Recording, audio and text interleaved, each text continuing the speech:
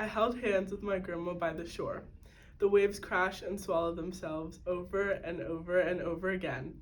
We let the tide sweep us off our feet, early morning high and late night low, as my glassy eyes reflected the moon's influence on the water, and we were content. We went back, day after day, watching the hermit crabs scurry to find their homes and burying themselves to transform. The occasional fish washed up dead. Kids screamed and poked and prodded. It wasn't frequent. We weren't bothered.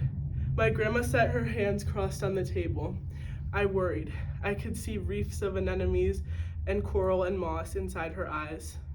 She sounded like the water when she told me it wasn't safe. We couldn't go back. Sometimes I think my grandma wanted to be taken by the undertow. The ocean was her oasis. I watched as sunlight absorbed into her chest as she basked and the little girl inside her chased the waves. That was her place. She has known it forever. She lost her second home. We lost our safe place. The water was too hot. The bacteria was too deadly. The fish were all dead. The water was rising. I shuddered. I watched my grandma become consumed with emptiness.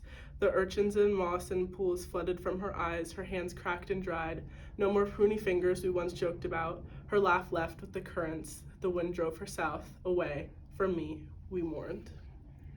In her hands she held a turtle, or a shell of what once was. She told me she found it walking alongside the waters that now abandon her. I stared up at her. She stared down at me. We cried. I see on the news animals experiencing habitat loss, leaving them nowhere to go. We don't show my grandma, a little girl with a home no more.